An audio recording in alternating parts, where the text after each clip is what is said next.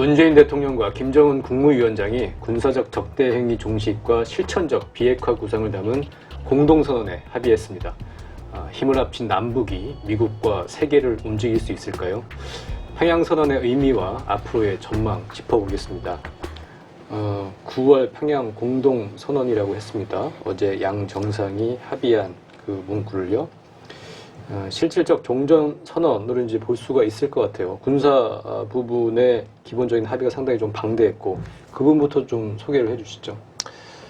예, 내용이 이제 공동선언, 9월 평양 공동선언, 이거는 이제 문재인 대통령하고 김정은 국무위원장이 이제 서명을 했고요. 네. 그리고 이제 군사 분야 합의는, 이에 따른 군사 분야 합의는 문재인 대통령과 김정은 위원장이 지켜보는 가운데, 네.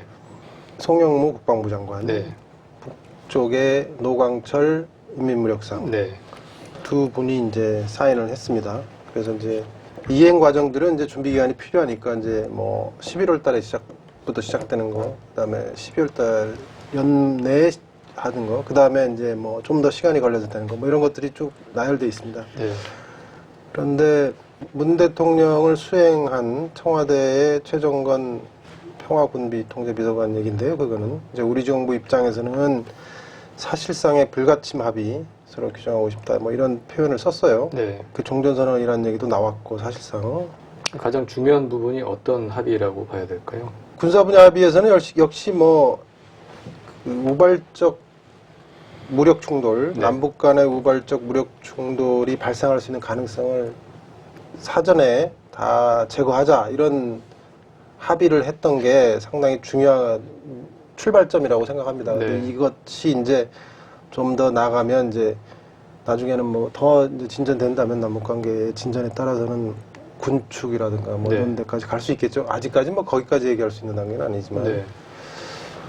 그리고 이제 뭐 평양 공동선언 자체에서는 또 역시 남북의 두 지도자가 만나서 한반도 비핵화에 대해서 얘기를 했죠. 문재인 대통령도 그날 공동선언 서명 이후 기자회견 형식인가요? 뭐 발표 형식에서 뭐 한반도의 완전한 비핵화가 멀지 않았다, 이렇게 선언을 했고요.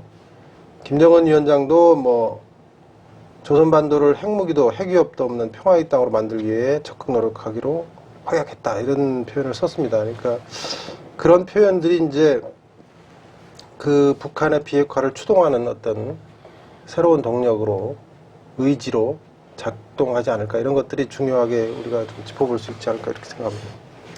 북한을 비핵화로 좀 끌고 갈 수 있는 지렛대라고 할까요? 이제 그게 이제 종전선언을 우리가 할 수 있는 건 아닙니다. 53년에 휴전협정 당사자가 우리는 아니에요. 빠져 있습니다. 미국하고 중국, 그다음에 유엔군 사령관 자격으로 이제 미국이 참석을 했죠. 그래서 종전선언은 사실은 이제 미국이 해야 되는 거고요. 우리는 이제 실제로 전쟁은 우리가 한 거니까 종전을 어떤 실천이라고 할까요?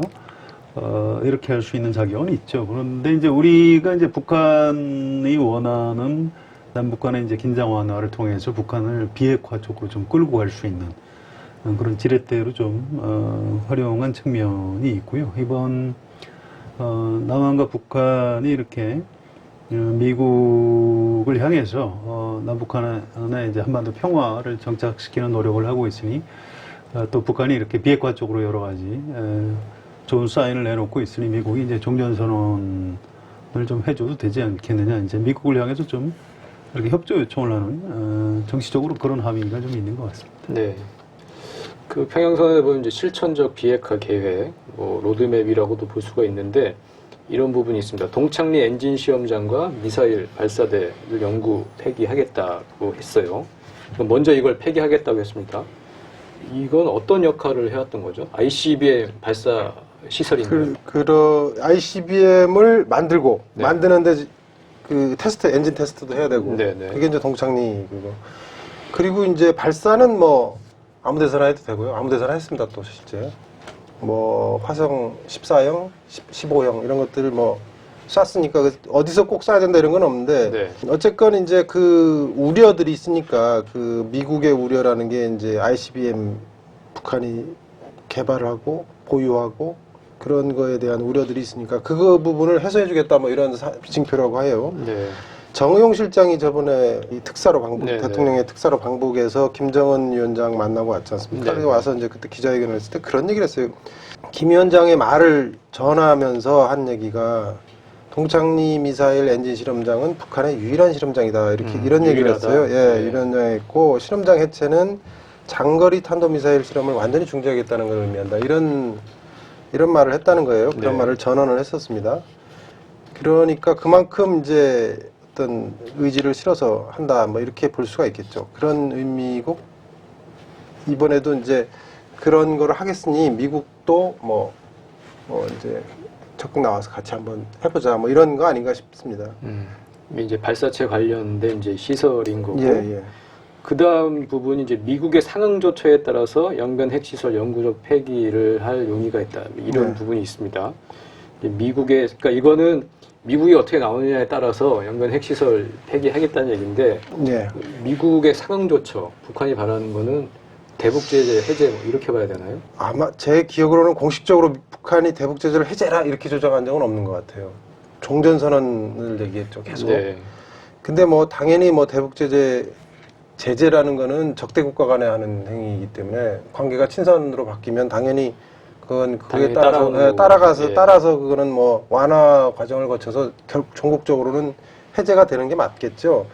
그렇지만 북한이 공식적으로 최근에 강하게 요구하는 거는 이제 종전선언이에요. 근데 종전선언이 이제 어떻게 볼 거냐, 이게 좀 의문도 많고 말도 많은데, 이 종전선언과 관련해서 또 김 위원장 말을 이제 정의용 실장이 당시 전한 걸 보면, 종전선언을 하게 되면 김 위원장이 이런 말을 했다는 거예요. 종전선언을 하게 되면 한미동맹이 약화된다든가 주한미군을 철수해야 한다든가 이런 거는 종전선언과 전혀 관계없다, 이런 얘기를 했다는 거예요. 사실 이제 종전선언을 주저하는 가장 우려들이 이런 거잖아요. 네. 근데 이제 그런 거에 대해서 이제 클리어해주게 했다는 거고, 그래서 좀 미국이 적극 나섰으면 좋겠다라는 거고요.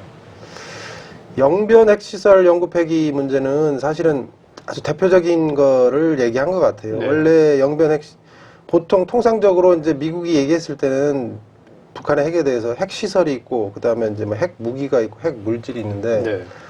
이 영변 핵시설이라는 건 말 그대로 시설에 들어가는 거거든요. 네. 그리고 이게 영변 핵시설이 북한이 갖고 있는 핵시설이 전부냐, 여기 또 논란이 그렇죠. 있어요. 네. 네.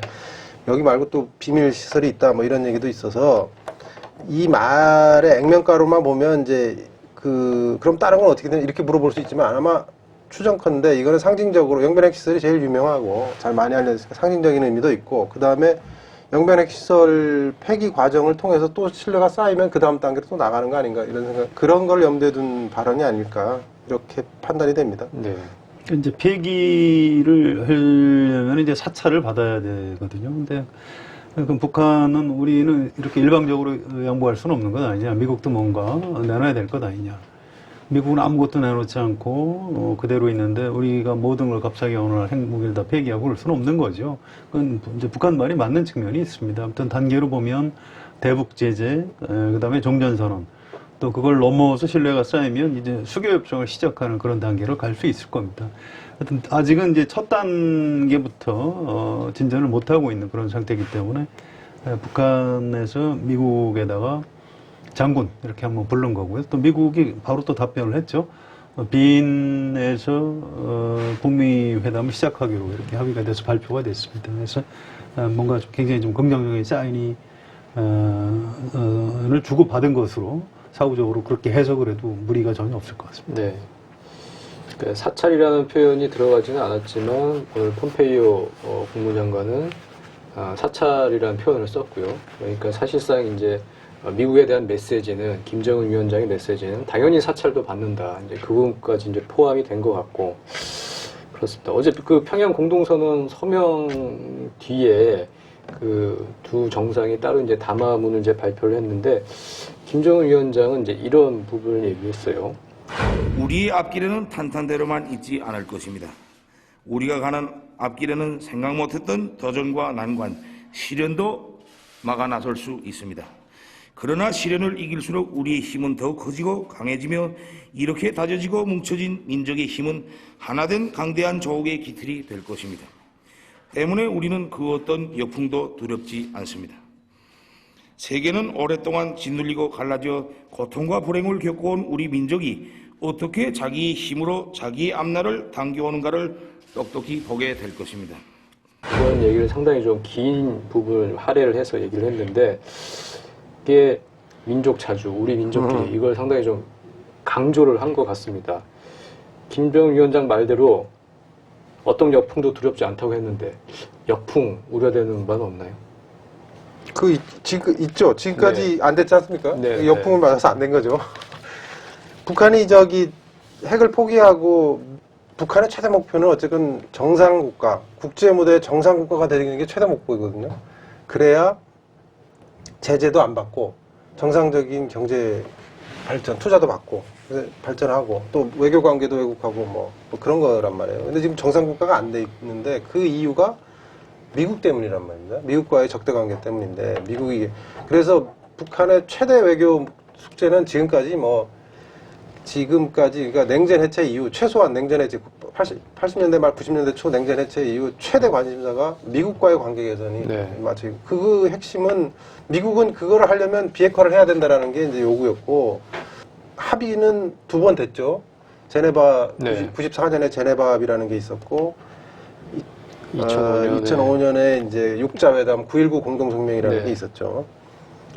그 2번이나 있었지만 그게 결국에는 다 막혔어요. 근데 그 과정을 보면 북미 간의 신뢰 부족, 서로 간에 이제 뭐가 삐그덕하기 시작하면 악순환이 돼서 더 이제 막 쌓여서 이제 안 되는 대화 자체가 안 되고 나중에는 파탄이 되고 그런 게 있고 또 각국의 내부 정치들이 있기 때문에 우리나라도 그렇지 않습니까? 지금 남북관계 대통령의 평양 방문을 두고도 지금 여야가 입장이 다르고 서로 정치적으로 이걸 어떻게 자기들한테 유리하게 할까, 유리하게 이용할까라는 정치적 정략들이 있는 거고요. 그거는 국내 정치 과정의 자연스러운 과정이고 민주주의에서는 그거 다 허용되고 있는 과정이기 때문에 그 자체를 탓할 수는 없는데 그런 국내 정치적 요인들이 또 그런 것들이 어떤 식으로든 이 관계를 북미도 마찬가지라는 말입니다. 그러니까 북미 관계에도 작용이 돼서 미국의 국내 정치, 북한 내부의 국내 정치도 있는 그거는 좀 크지는 않겠지만 어떤 그런 것들 때문에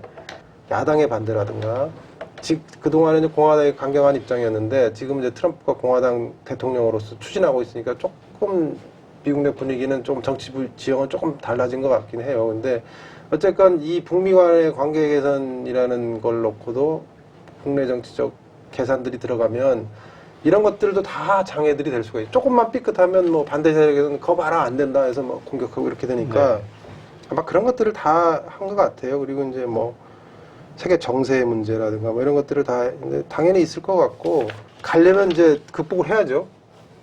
그리고 이제 김정은 위원장의 발언이나 행동을 보면 각오는 돼 있다 이런 것 같아요. 근데 실제 될지는 이제 시간이 좀 말해주지 않을까. 그리고 우리도 이제 할 수 있는 건 노력을 해야 될 테고 당연히.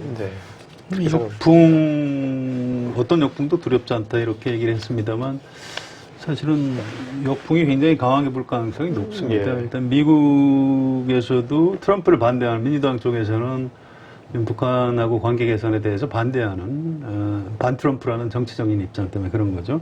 오바마 대통령 8년 동안 전략적 인내 이런 이상한 명분하에 북한 핵 문제 그냥 방치해서 남은 게 뭡니까? 북한 계속 핵실험하고 미사일 쏘고 그랬죠. 이제 그런 겁니다. 이제 미국의 민주당이 현실적으로 이제 역풍 세력으로 작용을 할 거고요. 그다음에 일본 같은 경우에는 북한을 좀 깡패 국가로 남겨놔야 보통 국가로 개헌을 해서 좀 다시 재무장할 수 있는 거죠. 일본에서는 반대할 가능성이 굉장히 높은 거죠. 그다음에 북한 안에도 반대 세력이 있을 겁니다. 북한 군부가 핵무기를 만들어서 나중에 미국하고 수교용으로 폐기하기 위해서 만들었을까요? 그렇지 않을 겁니다. 그동안 김정일 시대 때부터 북한 주민들한테 핵무기를 만들 때 이 다음에 우리 절대로 쏘지 않을 것이다. 이건 폐기하기 위해서 만드는 것이다. 이렇게 얘기했을까요? 그렇지 않은 겁니다. 지금 김정은 위원장의 어떤 북한 내부 리더십도 지금 저는 상당히 위기에 와 있다고 봐야 되고요. 어제 능라도 그 경기장에서 문재인 대통령이 김정은 위원장을 굉장히 축켜 세우는 장면을 네. 저는 굉장히 인상적으로 봤습니다. 네. 이건 평양 시민들 앞에서 뭐 여러 가지 당신들 뭐 복잡하겠지만 김정은 위원장 하자는 대로 좀 하자, 이제 이런 메시지를 전 담고 있다고 보고요. 우리나라 안에서의 역풍이 전 가장 좀 걱정이 좀 많이 됩니다. 저는 오늘 아침 신문을 일부러 좀 자세히 봤는데요. 네. 조선일보하고 그다음에 동아일보, 중앙일보하고 보도 태도가 굉장히 많이 다릅니다. 아, 그런가요? 예, 그렇습니다. 조선일보에 제가 제목만 몇 가지 소개를 해드릴게요. 조선일보 일면 제목이 김정은 핵 없는 한마디에 공중정찰 해상훈련 포기. 이게 일면 제목이고요. 이면 제목은 현재 핵 문제는 빼놓고 조건부 영변 핵 폐기 카드 꺼내들어. 이게 이면. 3면은 북한 핵 장사정포는 그대로인데 우리 스스로 눈 가리고 손 묶었다. 4면은 김정일은 답방 펑크 해놓고 이제 김정은이 온다면 11월 말 12월 초에 온다 이렇게 했고요. 5면은 남북철도 착공에도 비핵화 진전 없인 먼 길. 또 사설 제목은 북핵 폐기 실질 진전 뭐가 있나. 아주 뭐 일면부터 모든 면 사설까지 거의 뭐 이 정도면 저주를 퍼붓다시피 보도하고 있는 거고요. 동아일보하고 좀 비교를 해드리죠. 동아일보 일면 제목은 김정은 정전선언 영변 핵 폐기 맞교환 제시. 이게 일면 제목이고요. 중앙일보 일면 제목은 김정은 미국 상응 조치 땐 영변 핵 폐기. 있는 그대로 팩트를 드라이하게 전하고 있습니다. 물론 뭐 중앙일보는 홍석현 회장이 지금 방북 특별조인으로 같이 갔죠. 네, 뭐 그렇게 보도할 수 있다 이렇게 볼 수도 있겠습니다만 저는 이른바 우리 한국 사회 이른바 보수 세력이 지금 조선일보 보도 태도 이쪽하고 또 중앙일보, 동아일보 이런 보도 태도 약간 한미적 보수 이쪽하고 지금 분화하는 그런 과정이라고 생각하고요. 조선일보에서 보도를 하는 이런 목소리 이제 좀 심하게 얘기하면 이제 태극기 부대 뭐 네. 이런 목소리가 꽤 있습니다. 현실이죠. 그런 목소리들이 앞으로 남북관계나 북미관계 개선에서 역풍으로 작용할 가능성이 높습니다. 실제로 오늘 아침에 자유한국당 비상대책위원회 회의를 했는데요. 저는 그 김병준 위원장 발언에 굉장히 실망을 했어요. 네. 이분은 뭐 당내 반공 보수 세력하고 좀 토론해서라도 좀 설득을 해보겠다. 말은 그렇게 해놓고 지금까지 한 게 아무것도 없고요. 걱정된다는 거예요. 오늘 아침 조선일보 얘기한 거하고 비슷합니다. 북핵 문제는 진전이 없고 우리 국방력만 약화시켰다. 이게 김병준 위원장 말입니다. 너무 실망했고요. 또 김성태 원내대표도 평소에 꽤 그 합리적인 얘기를 많이 하는 사람인데 사실상 일방적인 무장 해제를 했다. 이런 군사분야 합의서에 대해서 유감이다. 이렇게 유감이란 단어까지 썼고요. 심지어 트럼프 미국 대통령이 이번 남북 정상회담을 환영한 것처럼 언론에서 보도하고 있는데 언론이 좀 똑바로 보도해라. 언론이 객관적으로 보도해야 되는 것 아니냐. 아니 지금 자기 눈이 좀 잘못된 생각을 하지 않고 이 트럼프가 환영했다고 트윗에 쓴 걸 보도한 언론을 지금 탓하고 있는 지금 김병준 위원장이나 김성태 원내대표 굉장히 실망했고요. 또 자유한국당의 윤영석 수석 대변인 공식 논평이 비핵화 실질적 진전이 전혀 없는 공허한 선언이다 이렇게 얘기를 했습니다. 자, 이거 어쩌자고 지금 이러는 건지 참 이해하기 어렵고요. 앞으로 이제 국회에서 이 문제를 갖고 이제 자유한국당이 이제 국방위원회 열어서 아마 굉장히 우리 국방부 당국자들을 심하게 몰아붙일 겁니다. 네. 좀 약간 눈이 좀 약간 좀 이상하게 돌아가 있는 상태고요. 문맹을 자처하고 있는. 예, 지금 이제 미국하고 북한하고 협상이 진전되면 이 자유한국당이 도대체 어떻게 하겠다는 건지 반미 전선에 나서겠다는 건지 참 이런 것들이 참 걱정이 되네요. 잘 안 되기를 이제 막연히 바라는 듯한 이제 그런 느낌도 주는데 관련해서 뭐 아까 조선일보에서도 뭐 잠깐 그런 부분이 있었던 것 같은데 문재인 대통령은 올해 안에 남북 동해선 철도 연결, 도로 연결 그리고 개성공단과 금강산 관광 재개까지 얘기를 했어요. 올해 안에 하겠다고. 지금까지 어떤 상황을 보면 올해 안에 이것까지 가기는 상당히 이렇게 쉬워 보이지는 않는데. 쉽지는 않죠. 그 각각 기공식을 할 수는 있을 겁니다. 그런데 이거는 대북 제재가 해제되어 가는 거예요. 아니 그걸 모르는 사람이 어디 있습니까? 대북 제재 해제가 안 됐는데 철도 연결을 하겠습니까? 남북에서 그건 불가능한 얘기고요. 우리가 이제 그 미국의 어떤 대북 제재가 있는 상태에서 우리가 연결할 수 있습니까? 그건 불가능하죠. 또 우리 유엔 회원국입니다. 모든 게 불가능하고요. 그거는 좀 앞뒤를 좀 잘 가려서 들어야 되는 얘기지. 의지의 표현, 뭐 이렇게 의지의 표현이라고 보면 해석하면 될 어떨까요? 겁니다. 예, 그리고 진짜 하겠다. 제대로 한번 북미 간의 협상도 좀 제대로 하게 해서 어떻게든 뭐 해결하겠다, 뭐 이런. 그리고 일부분은 실질적으로 약간 해석의 여지가 있는 부분도 좀 있는 모양이에요. 그러니까 유엔 제재안 중에 그렇긴 해도 전체적으로는 역시 대북 제재 문제가 해결되지 않으면 좀 본격 추진하기는 좀 어려운 사업들입니다. 그래서 정치적 의지를 담은 거라고 우리가 더 해석하는 게 저는 좀 그런 생각이 좀 들더라고요. 네.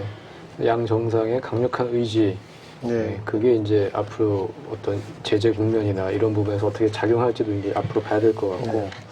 또 이번 3차 정상회담을 통해서 생산된 가장 핫한 뉴스는 김정은 국무위원장의 서울 답방이에요. 어제 그 담화를 발표를 하면서 김정은 위원장이 서울 가겠다 발표를 했습니다.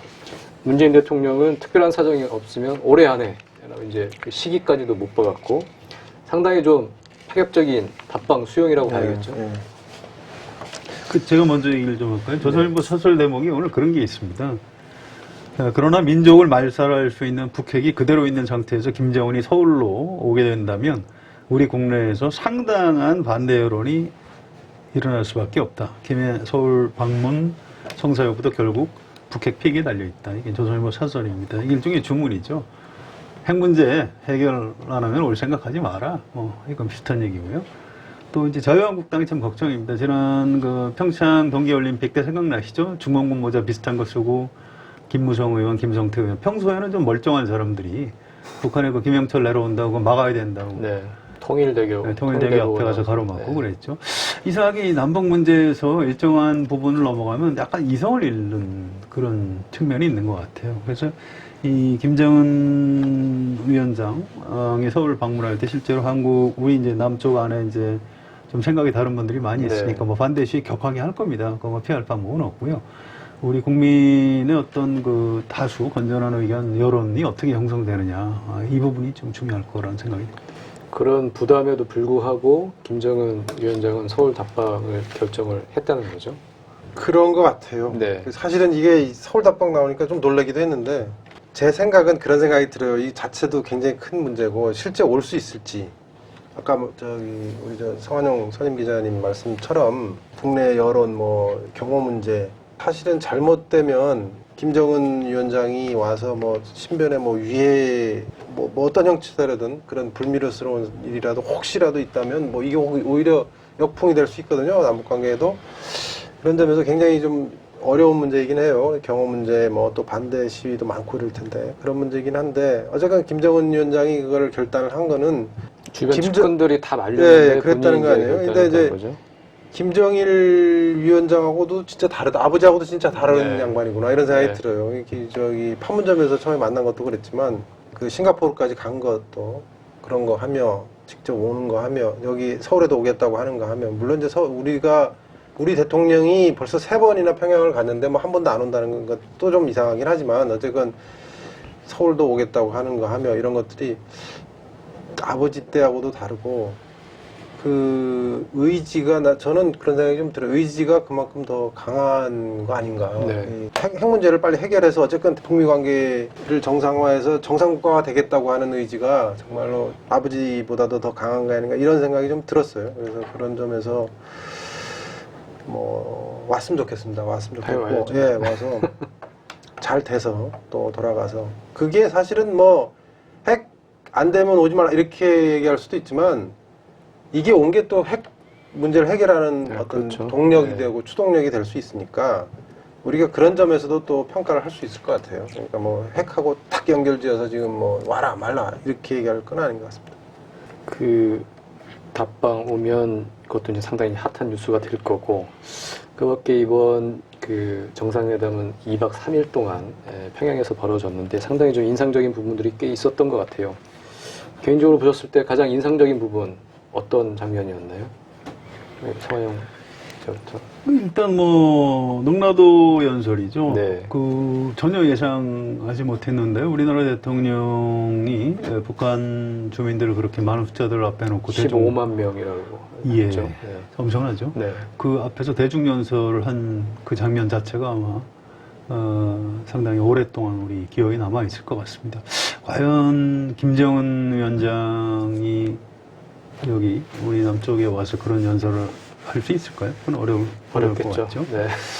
물론 이제 북한이라는 그 약간 전체주의 체제의 특성도 있겠습니다만 북한 안에서도 이제 소문이 날 겁니다. 15만이나 되는 사람들이 야 문재인이라는 사람 똑똑하대 뭐라든가 뭐 거기도 다 그런 말들이 돌아다니는 겁니다. 그래서 남북관계 개선에 좀 상당히 좀 많이 진전될 수 있는 어떤 극적인 계기 같은 게 됐다. 저는 이렇게 판단하고요.